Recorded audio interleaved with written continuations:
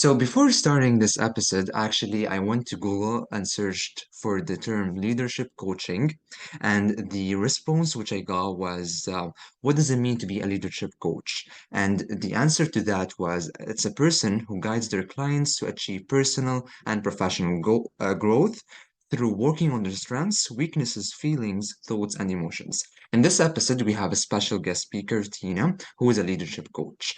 Tina, please introduce yourself. Hi, thank you for having me. I am a leadership coach, and I really support teams and leaders to take a holistic approach to living a healthy lifestyle, being a, I don't know if I can swear, but being a badass in life and work, and really just being aware of, like your description said, their strengths and their weaknesses, and optimizing the strengths and leveraging their weaknesses in a way that works for them instead of against them. Amazing. So let's start from the very beginning, from university, like the program you studied and how that eventually led you into the leadership coach path. Yeah, so I started my career as I got my honors in psychology, and I thought that I really wanted to be a psychologist. And then I realized I was working three jobs, going to university full time, and I just didn't want to put more money into going to be a psychologist. So then I applied for my bachelor's of education, and I decided to become a teacher. So I did my bachelor's of education, ventured into teaching for 14 years. And then one day I just woke up and I felt like I was wishing my life away. I felt like I wasn't actually supposed to be there. And it was kind of scary for me because I had two degrees, went to school, had a great job, and then I saw a pop-up one day to become a health coach. And I thought, oh wow, that's really interesting. What the heck is a health coach? And I took that program, and less than a year later, I quit teaching and jumped all in with coaching. Awesome. So what were some of the challenges you faced when you started health coaching?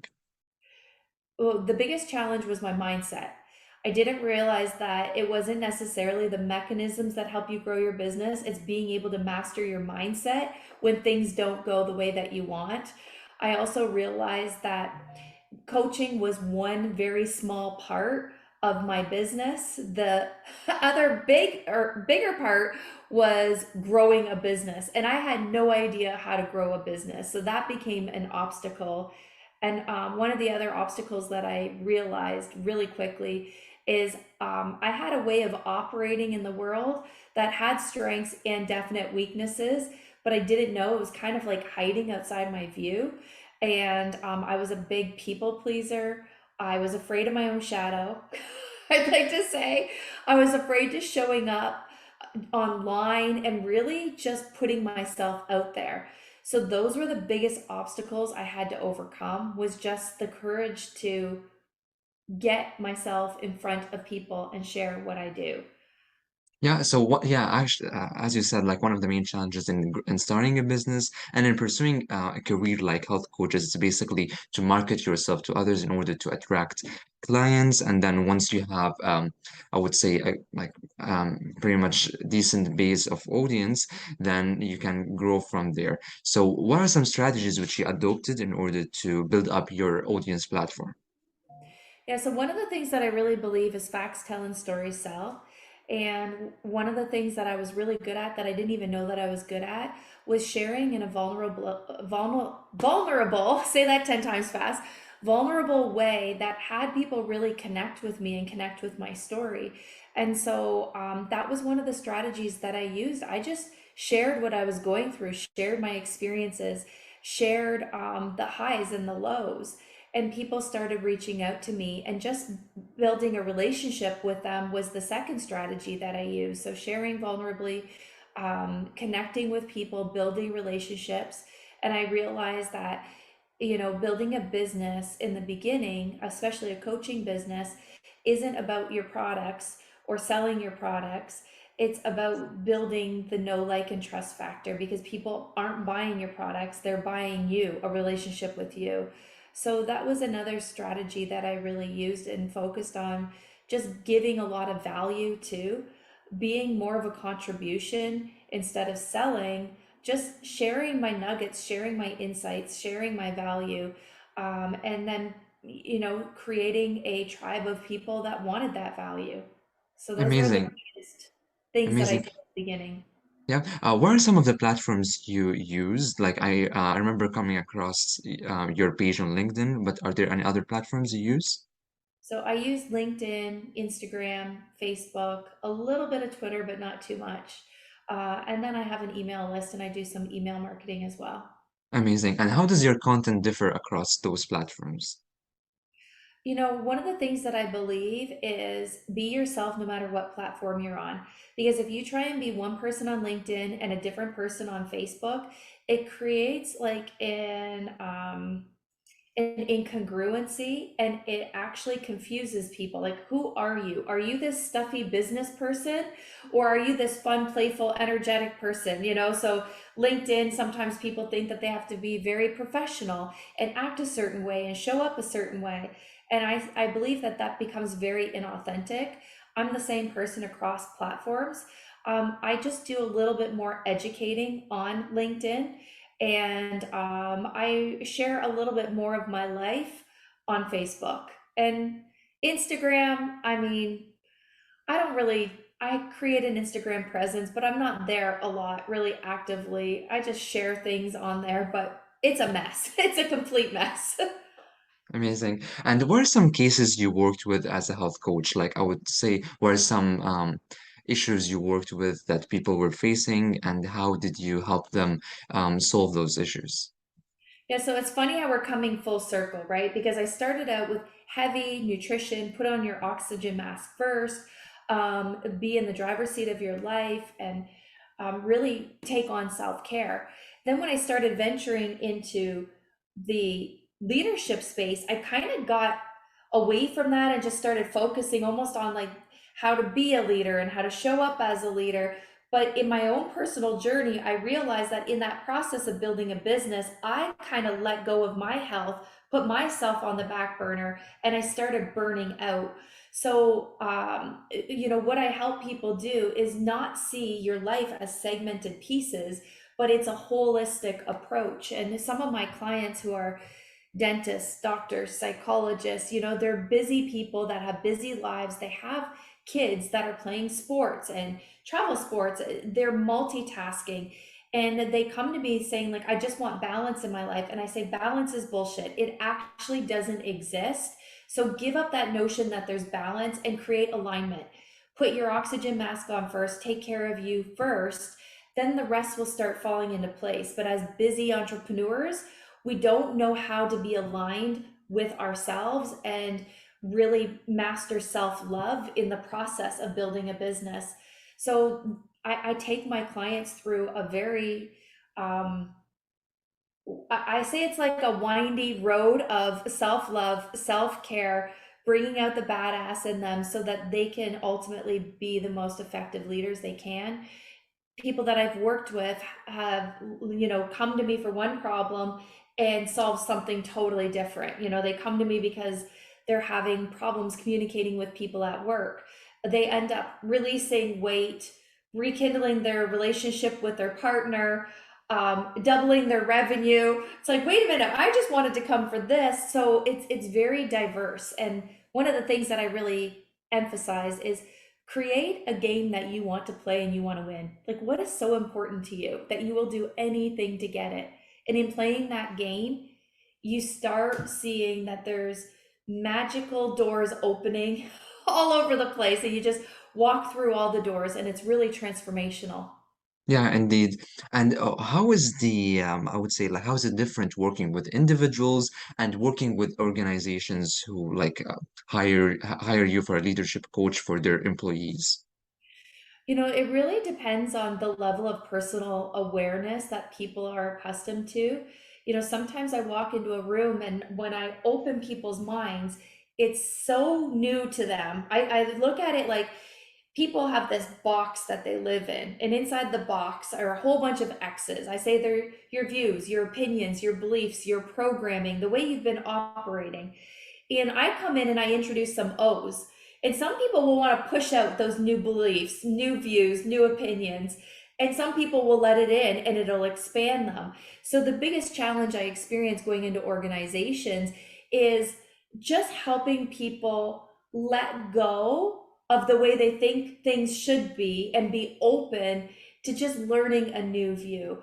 And so, working with organizations, I do a lot of uncovering their operating system, how they operate in life, not their personalities, because I don't think those are fixed, but just how they typically operate, and help them to see how those strengths and weaknesses impact their relationships and their ability to play team.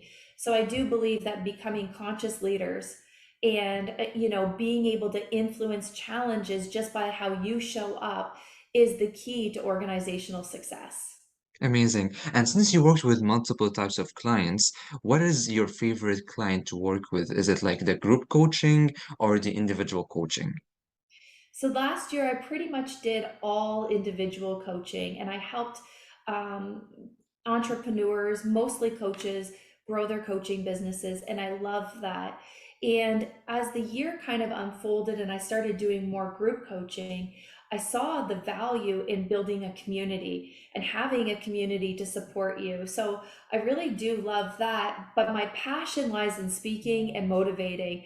I love being on big stages. I love creating events and partnering with people in the community to create transformational events that reach more people. So that's where my passion lies right now, in organizational leadership as well. Cool. And in working with clients, especially entrepreneurs, now like you add value to their lives, but at the same time, I'm pretty sure they also help you gain some skills which help you as a leadership coach. So what are some skills which working with clients helped you gain? Yeah, I think working with clients, especially one on one clients, I really learned how to become an active listener, to listen beyond what people are saying, but to find the thing under the thing. So I became a really good detective of this is what you're saying, but what's underneath what you're saying, and help people unravel like what is true for them, what's really going on underneath, the complaints. I've really been able to handle upsets in a really profound way so that people can actually see themselves and make shifts not only with themselves, but take what they learn and give it back to their families, to their communities. And so in that process, I've had to learn really powerfully how to deal with my own upsets and my own triggers, because when people are bringing up their stuff, I realized that if I haven't transformed that as well in my life, it's going to trigger me. And triggers are messengers that something gets to be transformed. So I've become an observer of myself as well. And I'm seeing the mirror in my clients. How did I, why are they showing up? And what is the lesson they're teaching me right now? So I'm always looking for the lessons in every coaching call. And I say the blessings, and what can I give, but what can I get as well. So I always have a notepad beside me, because as people are saying things that trigger something, I write it down and I reflect on it after. So I get as much value from my clients as they get from me. Fantastic. And what does a typical day look like for you? How do you remain like motivated? How do you keep yourself accountable? Especially because like I would say like you're working alone in this type of business. So what keeps you going? Like what helps you stay on track towards providing value to others? Yeah, so I'm kind of old school when it comes to this. I do have a Google Calendar, but I have an old school daily planner that's spread out over the week, and it's broken down into 1 hour time slots and 15-minute increments. I put my whole life in that planner. I organize everything. So I actually block out times for client calls, block out times for enrollment conversations, block out times for marketing and strategy. I block out times for self care. So every morning I wake up, I walk 7 kilometers, I come home, I meditate, I take a shower, I have a cup of tea, I eat my protein shake, I get my kids out of the bed, I get them off to school. By 8:30 in the morning, I'm ready to take on my day. and it's pretty consistent. I put my oxygen mask on first. I take care of myself first. I learned very easily that when I don't do that, I don't have the mental capacity to stay motivated and energized. In the middle of the day, when I eat my lunch, I try and get some fresh air. If it's too cold outside and I can't walk outside, I even just open a window and just breathe in fresh air. And I shut down at 5 p.m. No matter what's on the list, whatever I got to or didn't get to, I end my day at 5 p.m. And whatever is not completed, I just put on to the next day. And for me, it's really important that I spend quality time with my family. It's a non negotiable.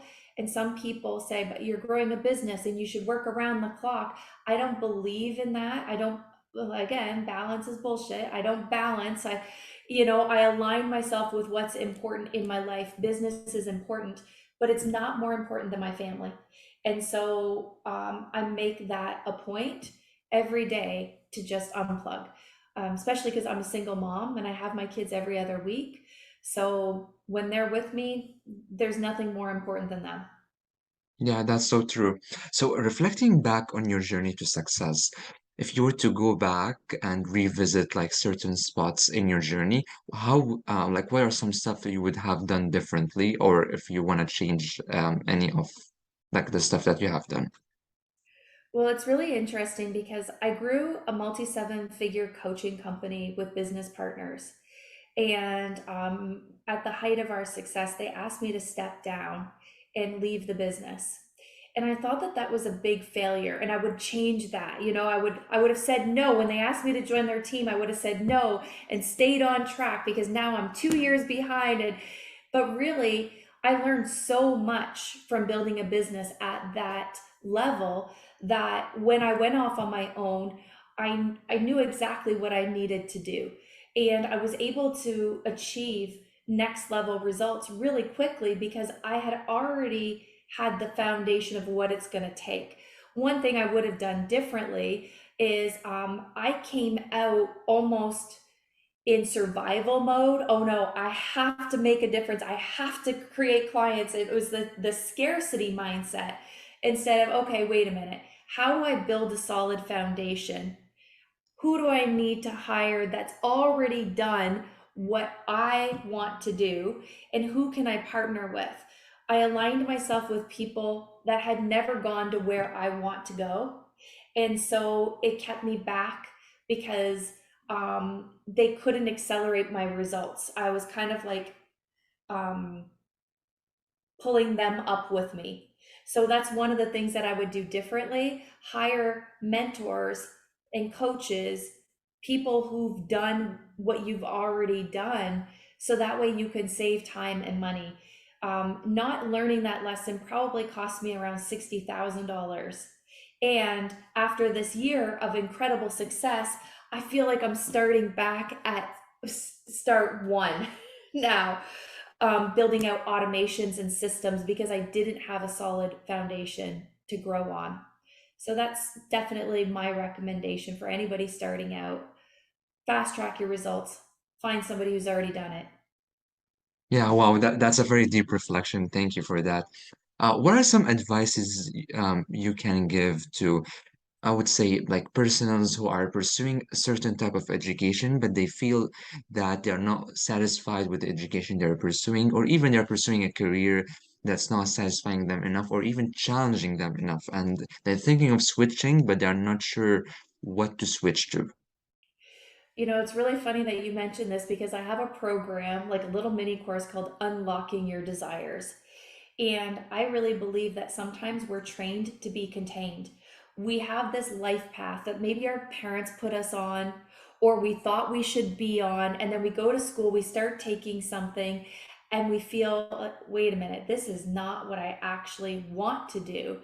But sometimes we don't know, like, what is it that I really want. We don't take the time because we're so busy, we're so entrenched in online social media, hustle bustle, friends, life, that we don't take time to really get quiet and listen for what our gut and our in what we're what our intuition is speaking. We don't listen to our intuition that's always there guiding us, but we don't get quiet enough. So I say, if you're in a situation where you're taking something and notice your beliefs about it. Oh, I already spent 2 years in school. That's tens of thousands of dollars, and I'd be losing out on that. And don't be afraid to pivot, because this is your life. And sometimes choices cost us money. But staying stuck where we don't want to go costs us our health, our happiness, our future that we could be creating. So sometimes a 2 year setback is better than like people my age, 47, saying, whoa, wait a minute, I went to school for this. Now I've been in here for 20 years. I don't love it. And I just need to stay and wait until I retire to live life. We don't need to do that.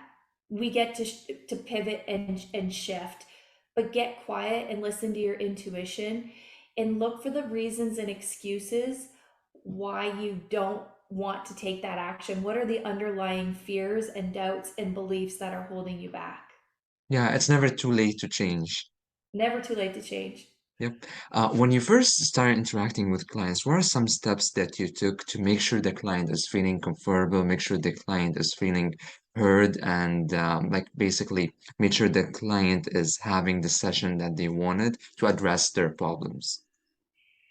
Yeah, so we co-create the sessions. I always have something that I want to guide them through, but sometimes they have a different intention. They need something different from me. So I get on their map. So I always celebrate what's a win that you want to celebrate and what happened this week to get the energy in that empowering state. And then what didn't work, what's missing. So what I do is I get people to see like where you're at, where you want to be, and what's in the gap, and how can we close the gap.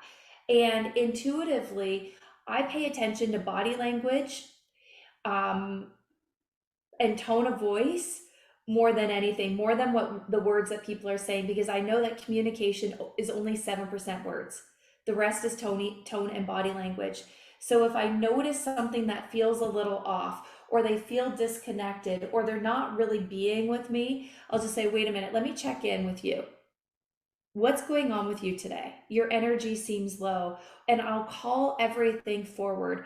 Wait a minute, I heard you say this, but your body language was saying a different story. What's really going on? And in that process, what we do is I cause breakthroughs. When people are upset, when people are triggered, when people aren't having a good experience and they express it, I get them to see like this trigger was a messenger that something gets to be released. And I hold the space for them to be exactly where they are. And I don't take anything personally. And sometimes, if we have a session that really goes sideways or there's a disconnect, and I know that it's over here with me, I will clean it up, which means I will take responsibility for, listen, I didn't have the space to hold for you today.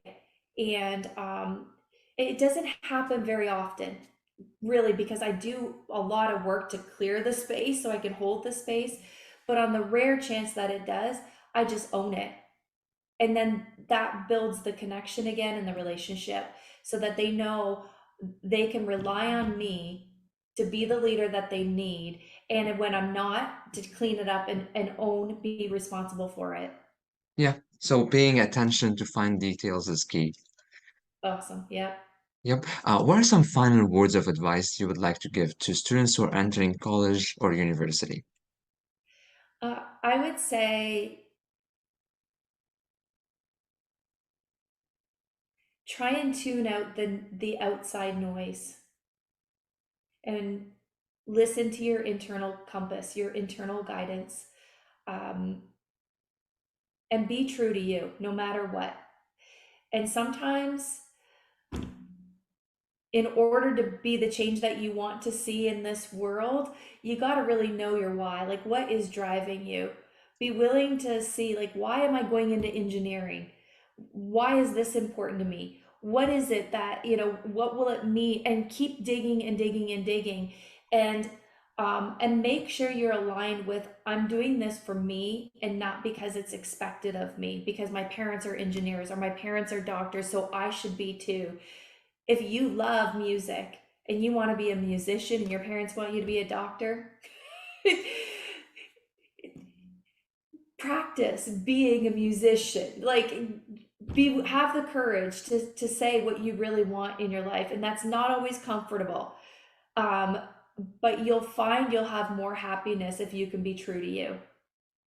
Yeah, thank you so much for sharing your journey with us, and thank you so much for those insights. It was a pleasure having you as a guest speaker. Thank you so much. I appreciate you. Thank you.